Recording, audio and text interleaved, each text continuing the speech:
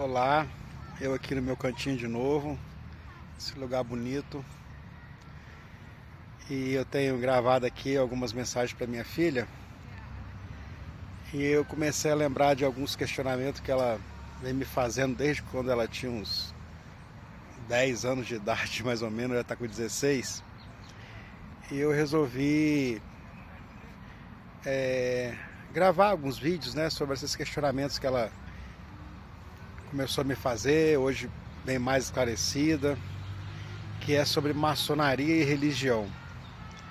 Meu nome é Calmon, pastor Calmon, e eu quero aqui criar pequenos vídeos, 5, 7 minutos.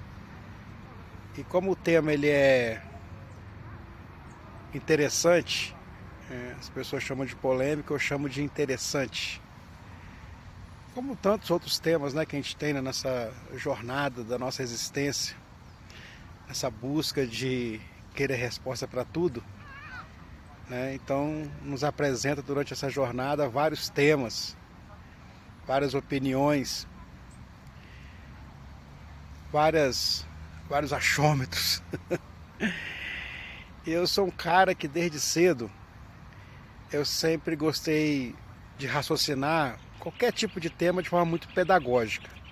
Até antes de saber o que era pedagogia, né? Eu tenho esse costume desde adolescente, alguém me fala alguma coisa e eu quero entender o fluxo daquilo ali, eu quero entender de onde veio aquilo ali, de onde surgiu, como surgiu. E isso é libertador, porque isso te dá uma vantagem muito grande, né? Porque segundo Freud, uma das coisas mais estratégicas que existe na humanidade é enganar a massa. E segundo Freud, a massa gosta de ser enganada, né? Então desde cedo, eu sempre raciocinei de forma muito pedagógica as coisas, né? Como surgiu, como chegou, como está hoje. Sempre foi assim. Engraçado que esse tipo de raciocínio me ajudou até profissionalmente, porque hoje eu sou especialista em logística e acredito que faz parte desse talento, né, de entender o fluxo das coisas. Eu até gravei um podcast há um tempo atrás, em dezembro, falando sobre esse tema, né? Só que podcast você fica ali 40 minutos, uma hora, e aí as pessoas às vezes não têm tempo, né? Hoje a vida é muito corrida, e se você não correr, se você não lutar, você não vence, né? E é muito competitivo as coisas. Então eu acho que eu vou gravar aqui pequenos vídeos, talvez uns 10 vídeos, para abordar esse tema. Como eu falei no início, né, meu raciocínio ele é pedagógico, né? Então toda fala minha fica até meio chato às vezes, porque ela é muito didática. Até porque eu não quero convencer ninguém, né? Eu cresci no Evangelho e eu aprendi muito essa questão de ter que convencer alguém. Aí você vai ficando mais velho, você vai vendo que isso é bobeira. E o que você tem que fazer para aqueles que querem é passar algumas informações e eles tomam a decisão deles. Deus vai ficar muito mais feliz assim, né? Então, do ponto de vista da originalidade, tanto de maçonaria e de religião, nesse primeiro momento eu acho que o primeiro ponto de partida é ver o que o Aurélio fala disso, né? Ou seja, qual é o significado disso. Tá certo que o Aurélio já é uma tradução no português, né? E alguns temas, quando eles são mais antigos, né? Uma história milenar, e aí o português ele não é suficiente, você tem que buscar talvez as línguas originais que trouxeram o conceito daquele tema, né? E aí você tem que fazer uma exegese mesmo, né? Fazer uma hermenêutica aprofundada para entender melhor o que quer dizer, porque as traduções elas não cooperam muito com a gente. Até porque quando você pega, né, uma das primeiras línguas dentro de uma civilização organizada, tá, gente? Você tem o hebraico, você tem o aramaico, você tem o grego. São línguas de um ponto de partida, ela cria um pano de fundo para a gente conseguir entender algumas coisas. E nas traduções delas a gente leva um prejuízo desgraçado, porque não existe palavras, né, que conseguem traduzir esses originais, nem no português, nem no inglês e nem em outra língua. E aí a gente parte para a similaridade e aí vira esse elefante branco que a gente criou aí na história da humanidade, principalmente no mundo, né, cristão. Eu sou especialista em gestão eclesiástica e é nítido, é muito claro ver, né, o elefante branco que nós criamos.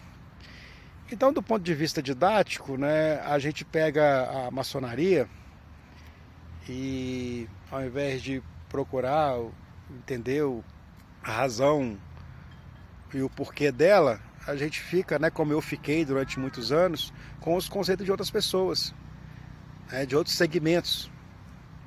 E infelizmente, quando você não procura entender por si só a raiz, né, daquele tema, você fica sujeito à interpretação de um segmento, uma pessoa, e isso tem uma tendência muito forte de querer interpretar aquilo que não concorda de forma muito competitiva, né? E sem querendo, vamos pensar assim, aí acaba botando muito o que acha, né? E o que as pessoas falam. A maçonaria ela é um pouco mais favorável a esse tipo de pensamento, porque por ser uma sociedade, né, por ser uma escola de moral discreta, pelo menos os países do primeiro mundo ela já conseguiu bastante, né, viver essa questão de ser só discreta e não secreta. Nós aqui no Brasil ainda, por uma inteligência que nós temos ainda, que é meio que subdesenvolvida, né, cultura ainda de terceiro mundo, né, eu chego a brincar que nossa inteligência intelectual ela é a mesma de países de primeiro mundo, né, o que uma pessoa está estudando em Harvard, ela tem condição de estudar aqui e de saber racionalmente o que é aquilo ali, né. Agora, do ponto de vista da inteligência cultural, emocional, nós estamos um pouquinho anos-luz atrás aí, e isso prejudica em tudo, né? Tanto que aquele texto de Paulo, quando ele fala que o bem que ele quer fazer, ele não faz, e o mal que ele não quer fazer, e ele faz, é bem assim a gente, né? A gente tem o privilégio de ter uma inteligência intelectual, só que nossos raciocínios, né? Nosso modelo mental, nosso mindset ainda é devagar, né? Mas enfim,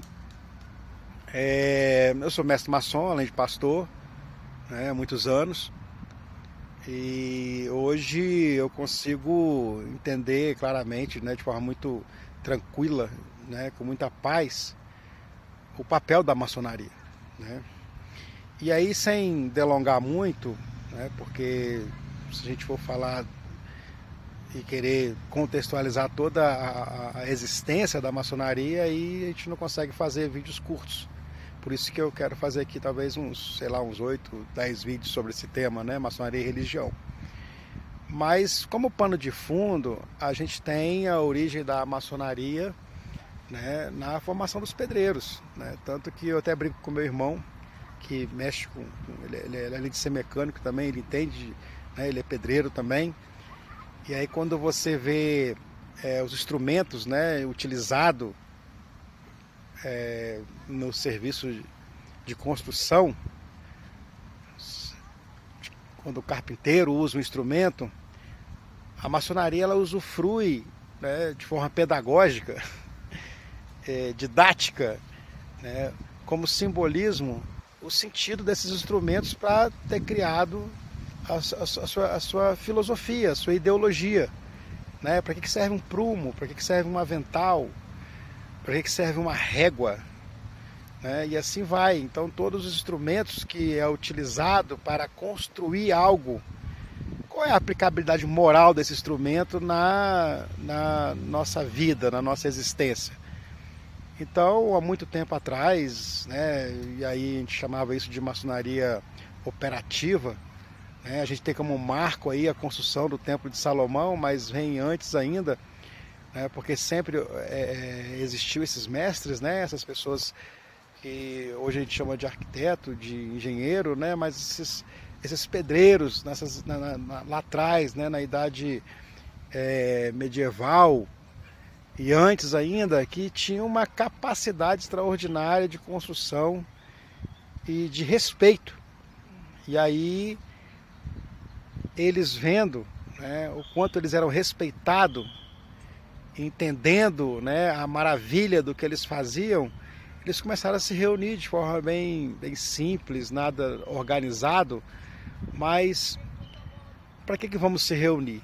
E aí, só assim, bem de relance, né, durante os vídeos que eu vou estar gravando, eu vou estar falando, voltando ao tema, poder conseguir somar nessa explicação básica aqui, né? Eles pegaram e começaram a, poxa, vamos criar uma filosofia onde os instrumentos que servem para construir, o que eu posso parafrasear, né, como construção moral na minha vida. Então esse é o primeiro sentido que eu quero trazer hoje. Nos próximos vídeos eu trago mais, né, mas pedagogicamente a gente precisa entender que ela é uma escola de moral, e o papel dela é o aperfeiçoamento do homem, né, com relação aos seus valores.